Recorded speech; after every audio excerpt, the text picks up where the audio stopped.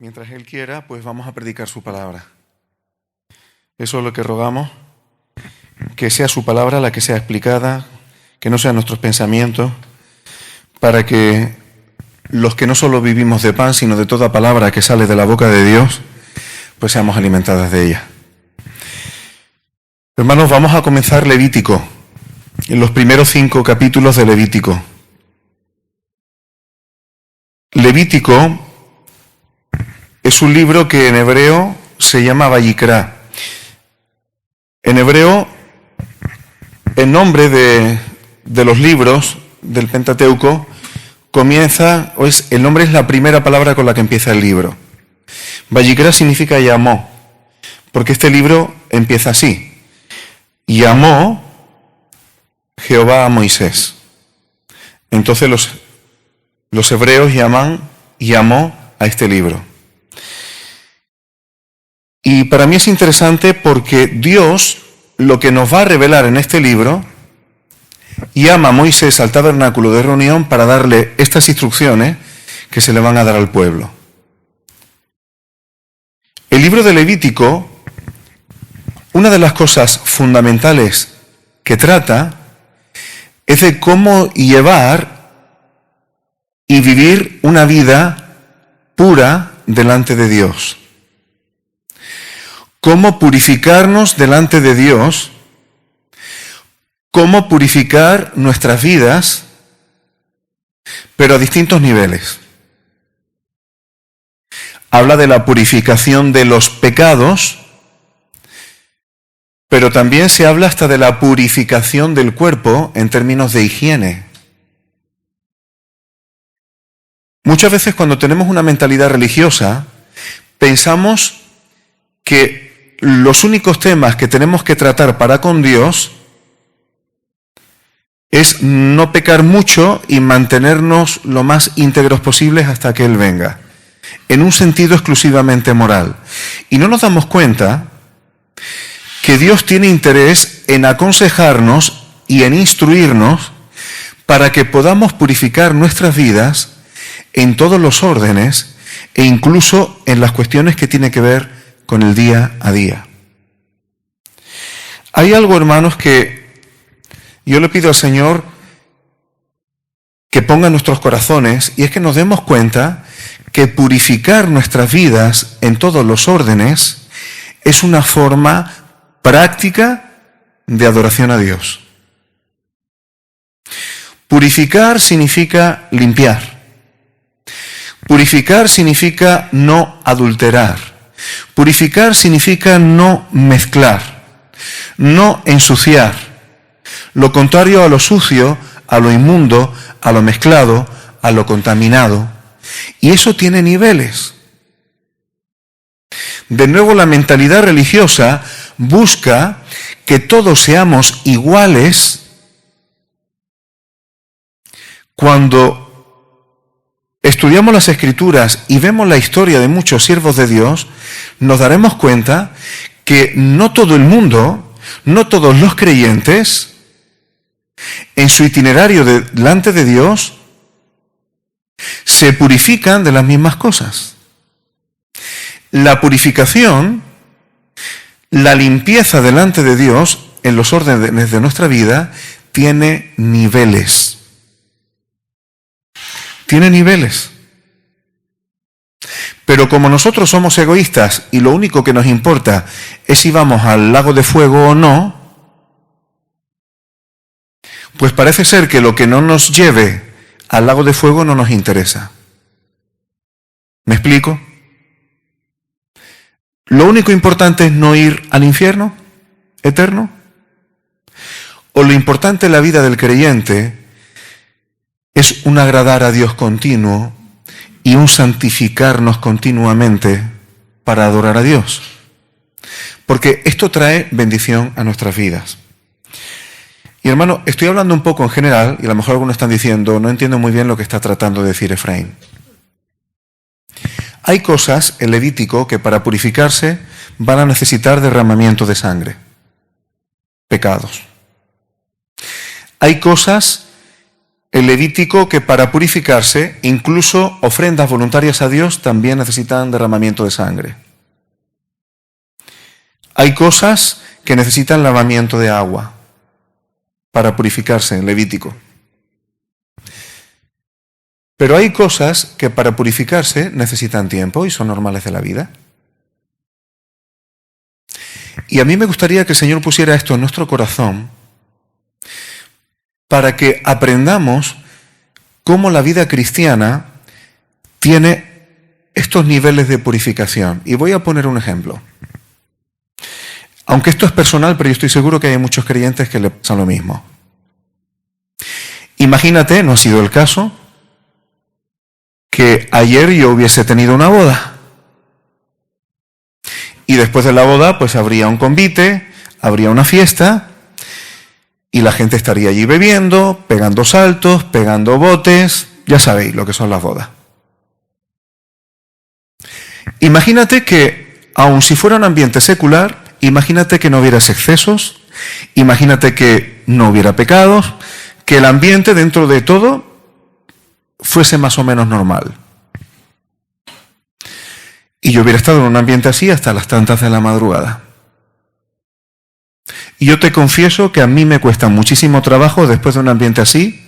Ahora voy a ponerme a orar, voy a ponerme a buscar al Señor. Ahora viene la mentalidad religiosa, pero Efraín, ¿qué tiene de malo una boda o qué tiene de malo bailar? Yo no estoy hablando de eso. No estoy hablando del que tiene de malo. Estoy hablando de que después de una circunstancia así, yo necesito un cierto periodo de tiempo para que mi alma, mi mente, mi corazón se purifique y esté en las mejores condiciones para buscar al Señor. ¿Me explico? No se trata de qué tiene de malo. Se trata que cosas de la vida que pueden no ser pecaminosas, pero son simplemente terrenales, cuando luego quiero buscar al Señor, quiero adorarle, necesito del Señor en ciertas cosas, necesito un tiempo para que mi alma, mi corazón se desintoxique. Y eso es un tipo de purificación. Y hay veces que los creyentes, estas cosas, las vivimos, las intuimos, pero pocas veces las charlamos y las concretamos. Porque si no, uno parece un legalista, a quien se ofende porque eso le encanta y cree que le está juzgando, y ya venimos con tonterías. Yo no estoy hablando de eso, hermano, estoy hablando de nuestra relación con el Señor y cómo funciona. En estas fechas, típicas de comidas de empresa, de trabajo y tal, a lo mejor no estás haciendo nada malo. Es posible que hasta tus compañeros de trabajo sean buenas personas y no cometan excesos, ni estés en ambientes de pecado, pero simplemente las sobreactuaciones de este tipo de encuentros, las euforias colectivas, los ambientes que se generan, sin ser necesariamente malos o pecaminosos, si tú luego tienes que buscar al Señor o orar, vas a necesitar un cierto tiempo de purificación o desintoxicación.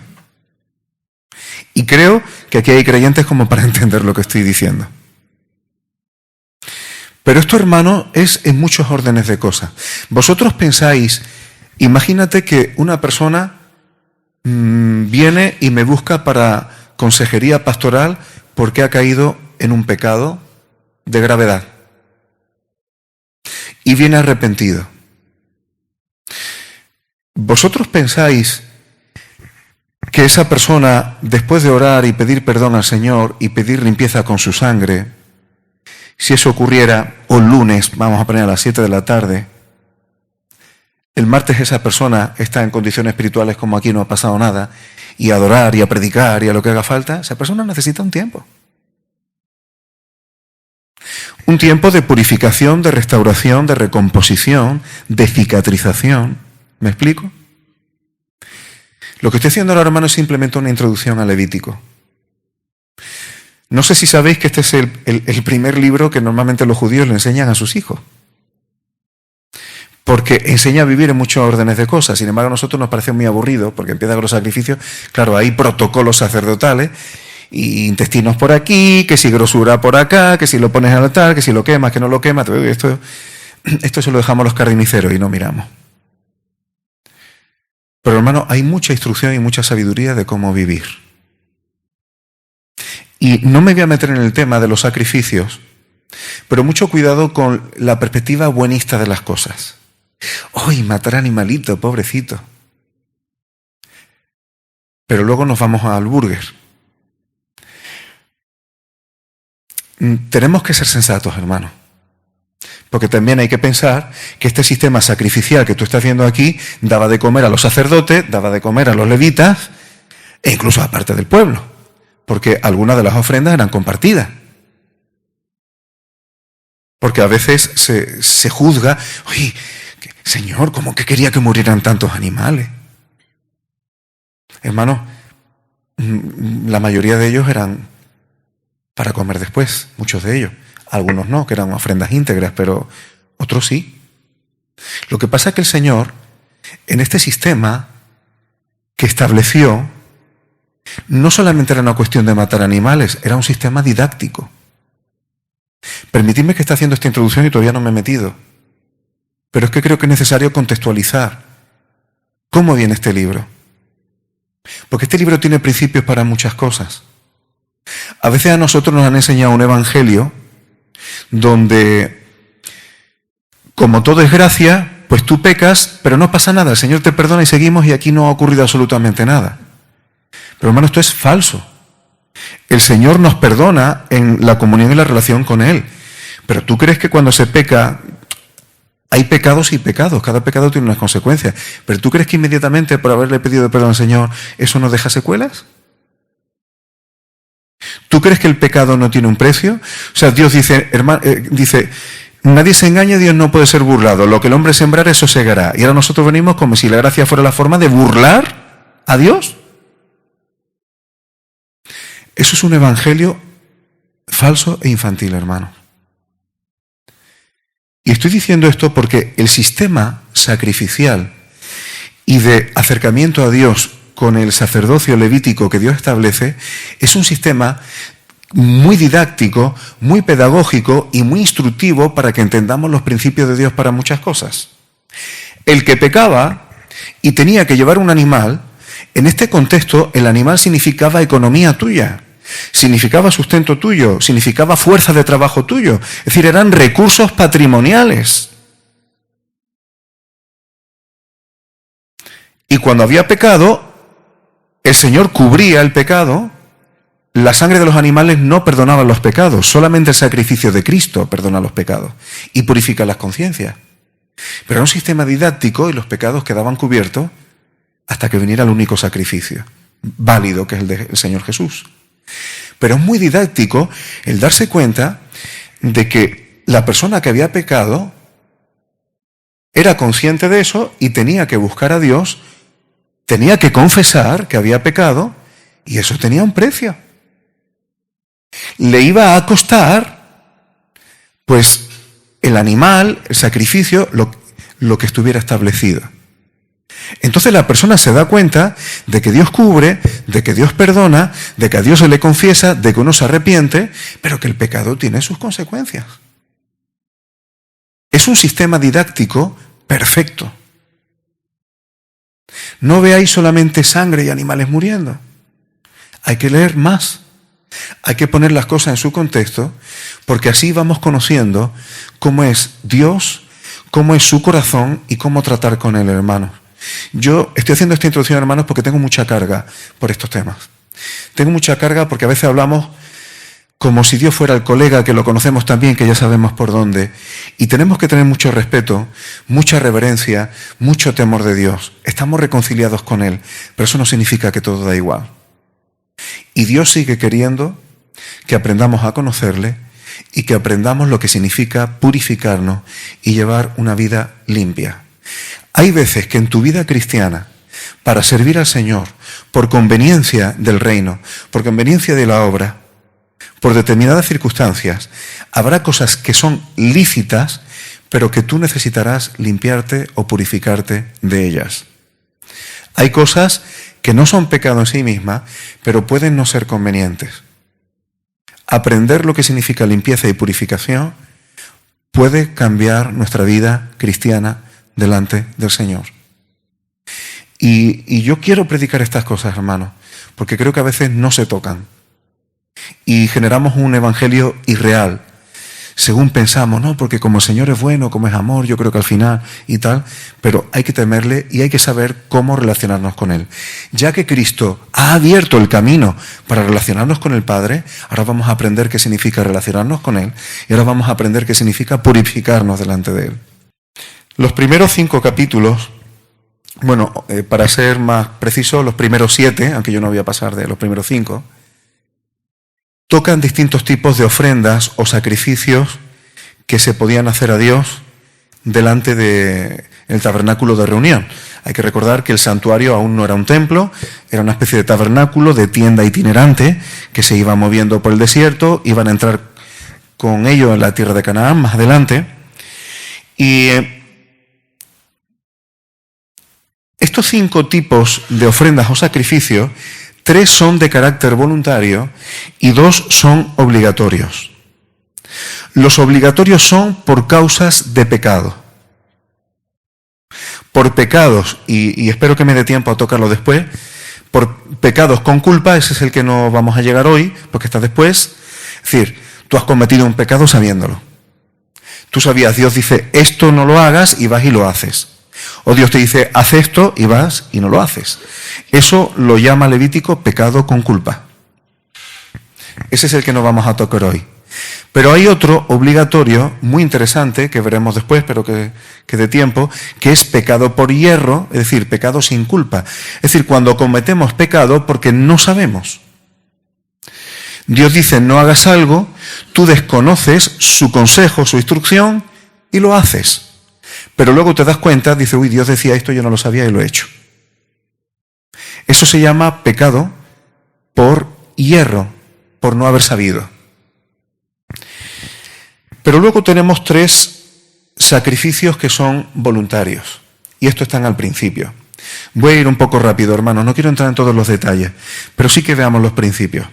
El primero es el holocausto. Holocausto significa sacrificio completo, holístico, completo. Aunque en hebreo significa subir arriba. ¿Por qué subir arriba? Porque el holocausto es un sacrificio donde se quema íntegramente lo que se va a sacrificar.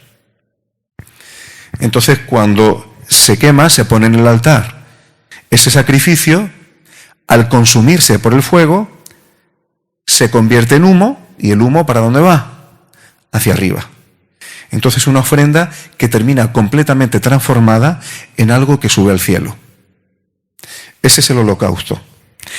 Y el holocausto, como dice el versículo 3 del capítulo 1, dice de su voluntad. Es un sacrificio voluntario que Dios podía aceptar para expiación, es decir, para cubrimiento de quien lo presentaba. Ahora, ¿qué cosas había que hacer? Y lo digo de manera muy sencilla, si el Señor me da sabiduría, con el sacrificio que era para el holocausto. Podía ser de ganado vacuno, podía ser de distintos tipos de animales. Lo primero que tenía que hacer es degollarlo.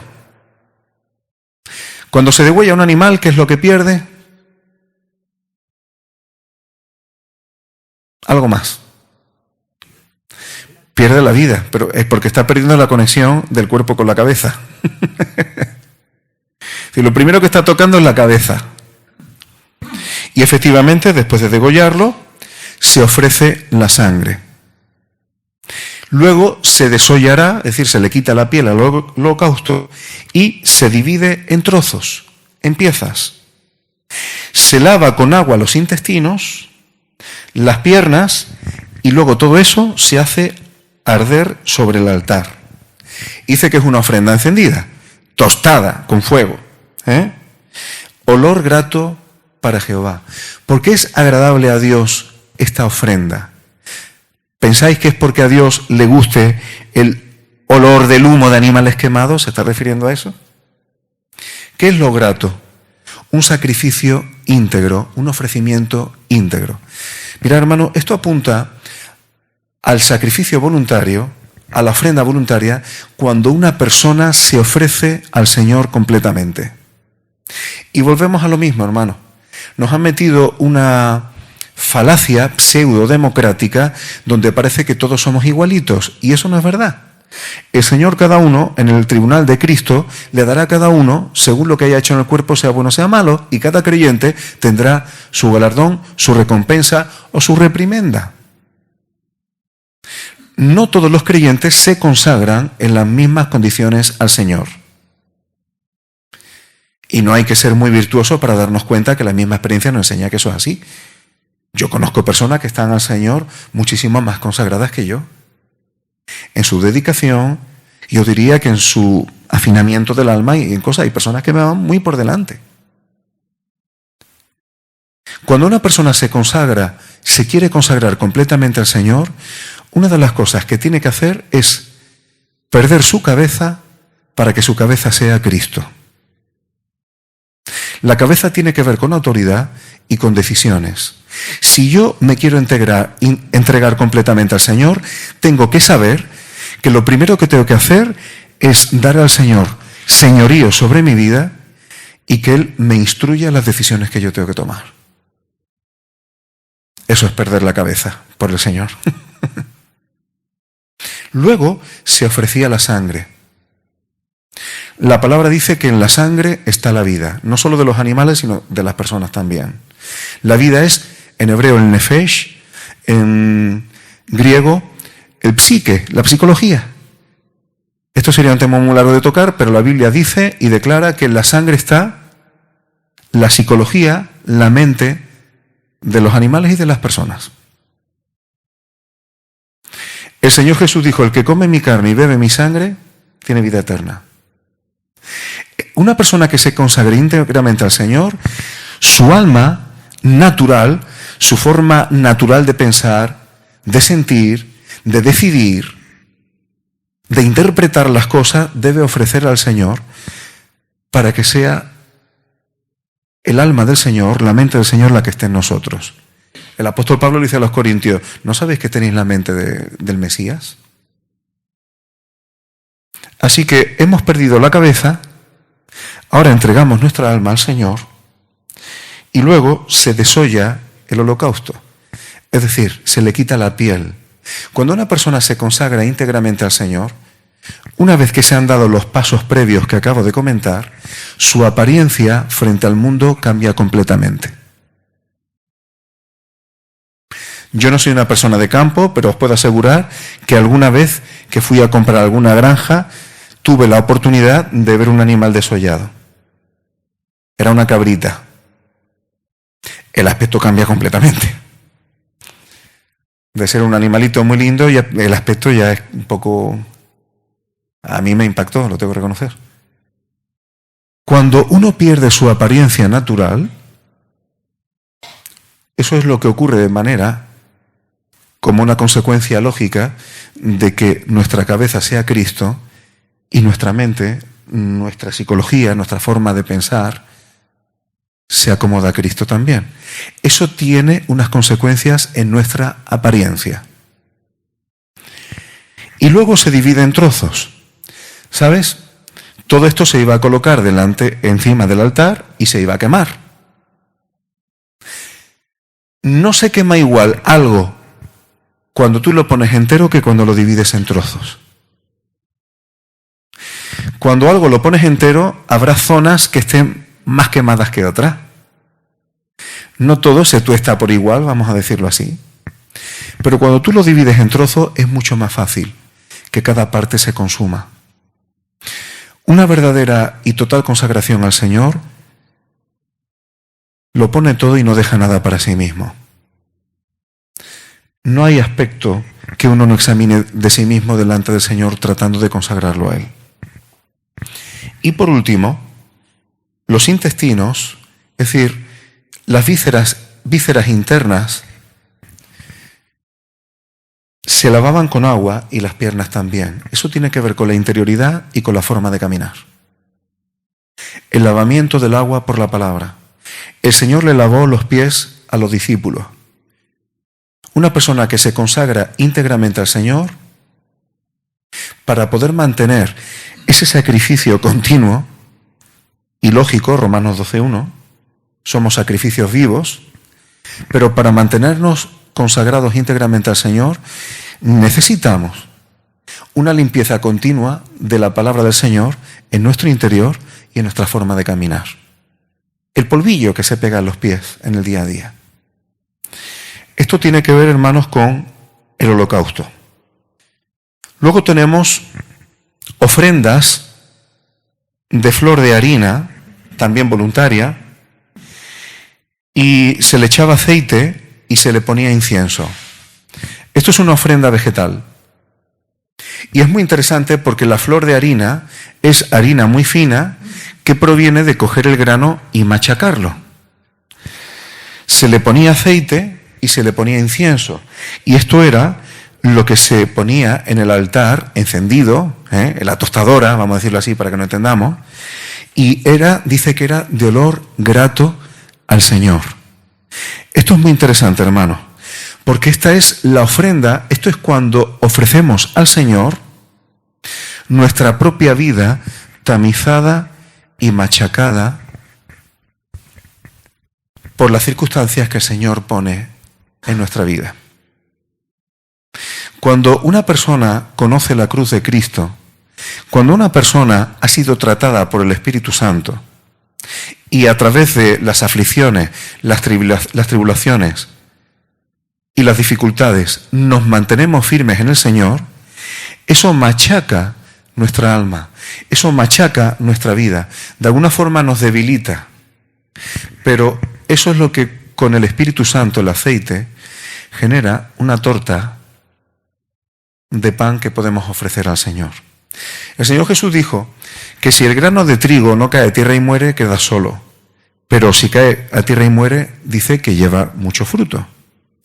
Gracias a que el Señor Jesús como grano se entregó por nosotros y murió, nosotros somos muchos más granos. Pero ahora, ¿qué es lo que espera el Señor hacer con ese grano? Harina. Pulirlo, machacarlo para que sea comestible. Si tú comieras flor de harina, incluso sin tostar ni nada, y te lo comes, puedes hasta sentarte bien y lo puedes digerir. Pero como tú te comas granos de trigo, por ejemplo, así tal cual, y se te ocurra no masticarlo, al rato vas a tener una digestión un poco extraña y pesada. A veces para que el Señor nos pueda utilizar y seamos comestibles, el Señor tiene que trabajar con aspectos de nuestra vida, de nuestro hombre natural, de nuestro alma, que tienen que ser pasados por la cruz y tamizados. Y eso siempre duele. Pero cuando voluntariamente tienes el anhelo de ser alimento para otros, vas a estar dispuesto a ofrecerle eso al Señor, aunque duela. Esta ofrenda de flor de harina no se le podía echar levadura. Ya sabemos lo que significa la levadura. Hipocresía, orgullo, pequeños detalles de pecado, pero tampoco es tanto. Nada de eso se le puede ofrecer al Señor, lo cual es bastante interesante. El Señor no admite sacrificios leudados. A veces nosotros pensamos que podemos presentarle al Señor, si algo va con nuestras buenas intenciones, Señor, no es perfecto, Señor, he pecado y tal, pero lo hago por ti. Parece que porque lo hago por ti ya vale. El Señor no acepta cualquier cosa. Este principio lo vemos en Levítico con mucha claridad. No solamente no se le podía poner levadura, sino que tampoco se le podía poner miel. Esta torta no le podía echar levadura y tampoco le podías poner miel. La miel es un dulzor que proviene del trabajo de la abeja. Nosotros pensamos que si le entregamos al Señor el dulzor del esfuerzo de nuestra carne, Él lo va a valorar mucho y tampoco sirve.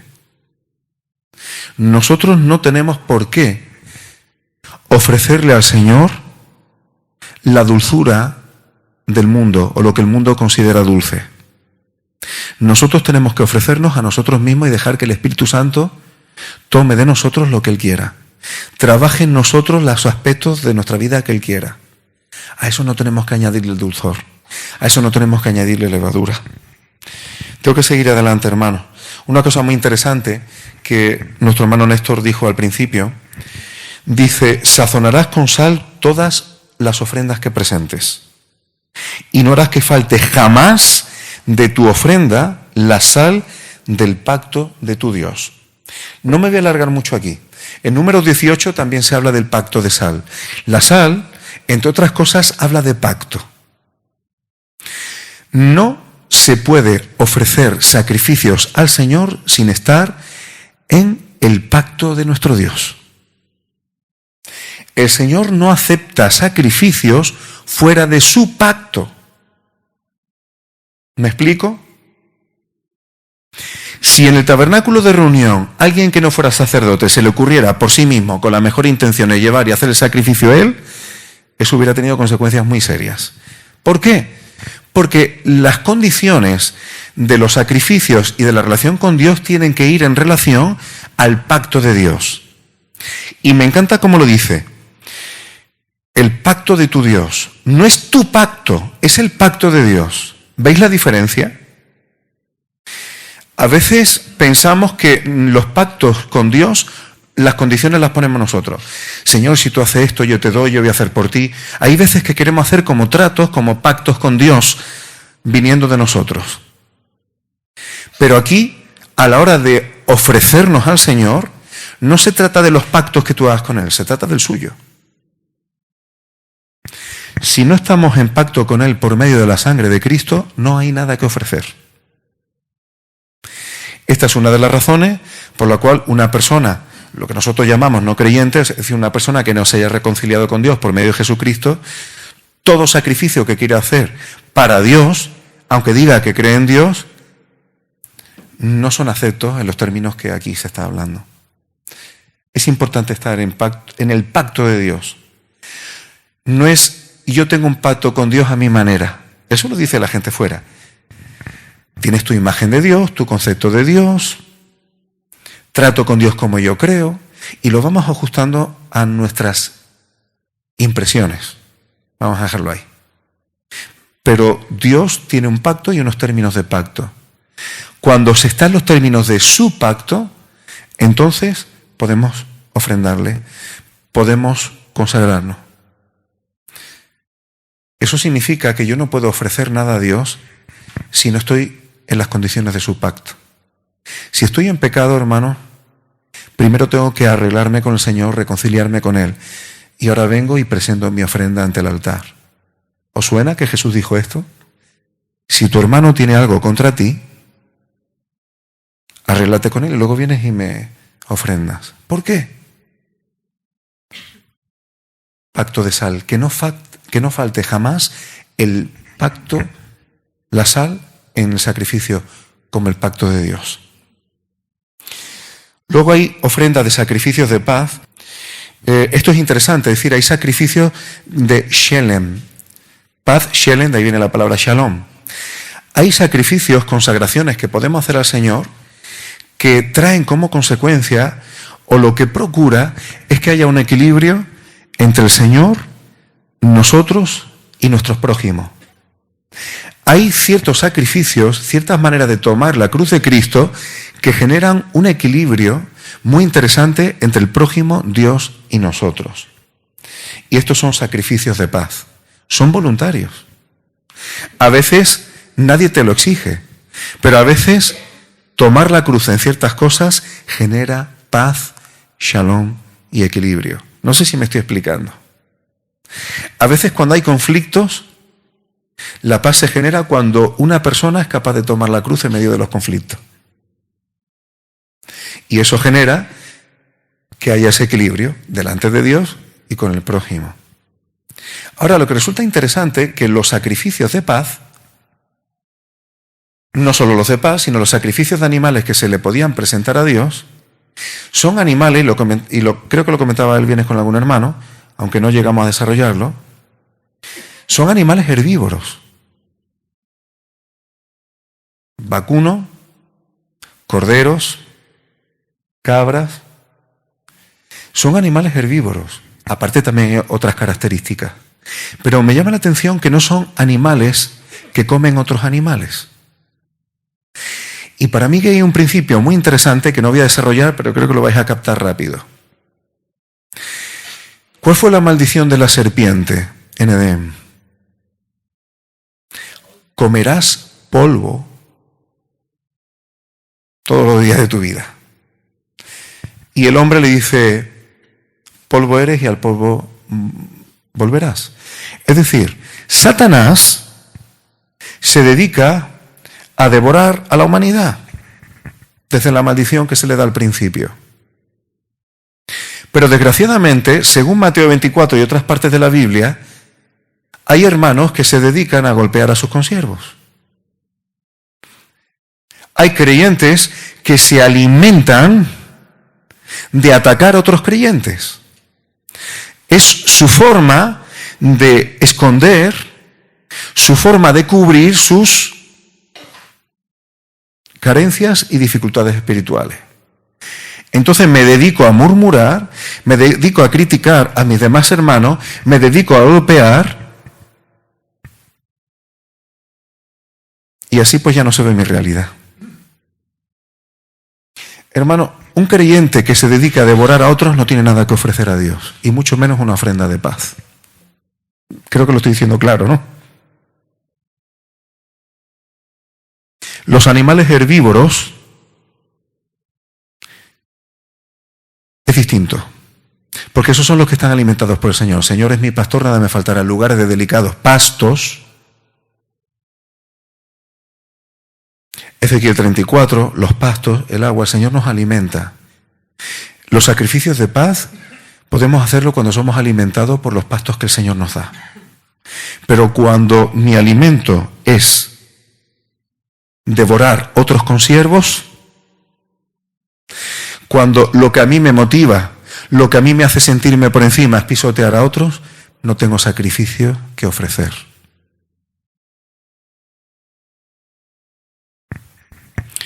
El capítulo 4 dice, cuando alguna persona pecare por hierro, es decir, sin saber, esto es lo último que voy a decir porque llevo mucho tiempo, dice, cuando alguna persona, y dice el versículo 3, si el sacerdote ungido pecare, es decir, si este pecado lo comete un sacerdote, versículo 13, si toda la congregación de Israel hubiera errado, es decir, todo el pueblo, toda la congregación,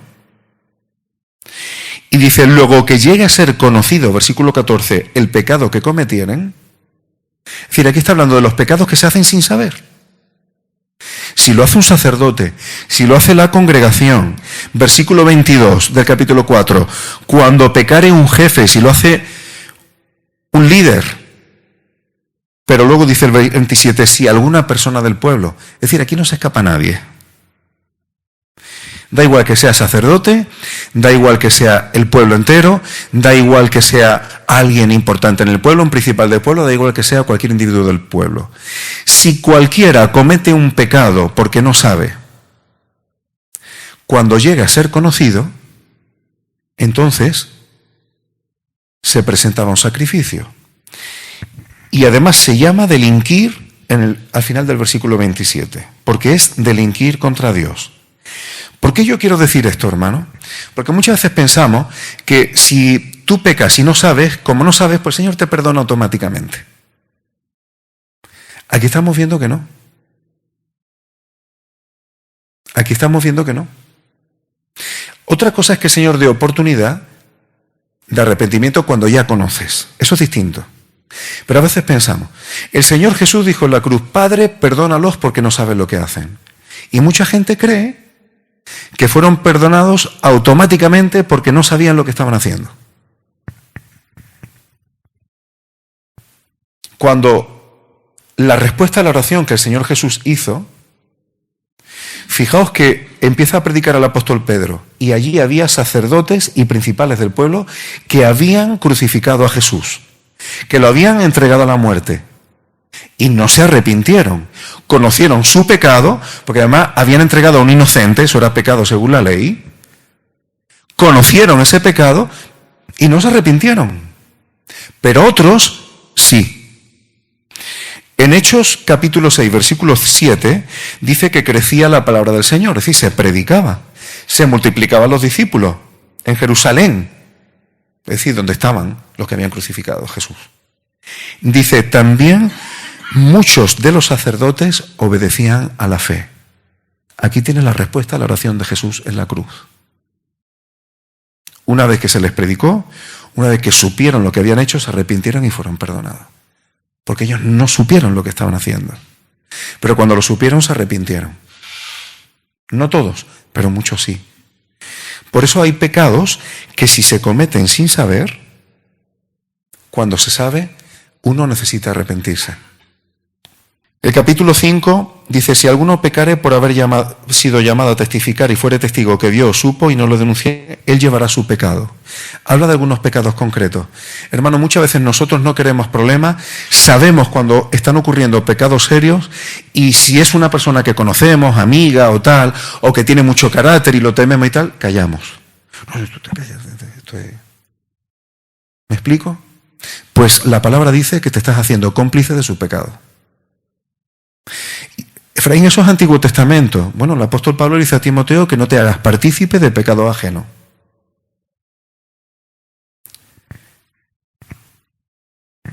Luego habla de tocar inmundicia. Estamos hablando aquí de simplemente contaminaciones que necesitan un tiempo u otro tipo de higiene, vamos a decirlo así. Habla de jurar a la ligera. O de jurar a la ligera sin entender muy bien lo que te estás comprometiendo, por lo que estás jurando. Hay gente que se compromete sin saber ni a lo que se está comprometiendo. Y aquí se dice que una vez que te des cuenta de lo que te has comprometido, mira lo que he hecho, mira que he jurado a la ligera y al final eres culpable de hacer eso. Y dice el versículo 5, cuando pecare en alguna de estas cosas, confesará aquello en que pecó. Hermano, porque nosotros no tengamos sacerdotes para confesarnos, eso no quiere decir que no tengamos que confesar los pecados una vez que lo sabemos.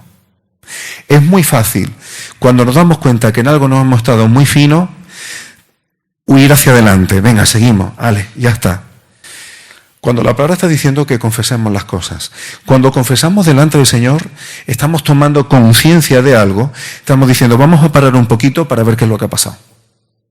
Y eso genera las mejores circunstancias para poder caminar hacia adelante y no volver a hacer lo mismo. Pero si yo no tomo conciencia y vivo como sin vivir en mí, pues repetiré lo mismo, porque me saldrá por inercia. La confesión no es porque Dios no sepa. Es para que nosotros mismos tomemos una conciencia real de lo que hacemos. Porque luego nos habla de pecar sin saber por las cosas santas, las cosas que le pertenecen a Dios, las cosas que han sido consagradas a Dios. Cuando nosotros las tratamos de cualquier manera o las utilizamos para nosotros mismos. Cuando eso se hace, aparte de arrepentirse, había que poner una parte más. Justicia restitutiva. Es más difícil que yo repita algo cuando ha tenido un precio. Así que si alguna persona hiciere cualquiera de estas cosas que Dios dijo que no se hagan, y lo hizo sin saber, o si lo hace a sabiendas, es culpable y llevará su pecado. Y dice, es infracción, y ciertamente delinquió contra Jehová. Ya sea que sepamos o no sepamos, cuando hacemos algo que Dios ha dicho que no, eso es delinquir contra Él. Por eso la sangre de Cristo nos recuerda que todos estábamos muertos en nuestros delitos y pecados. Bueno, toda la palabra guarda unidad.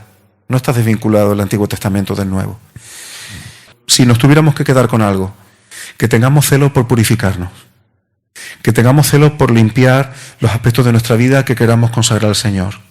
Habrá cosas que necesiten solo tiempo, habrá cosas que necesiten la sangre de Cristo, habrá cosas que necesiten palabra para limpiar nuestra mente, habrá cosas que necesiten comunión con los hermanos para lavarnos unos a otros.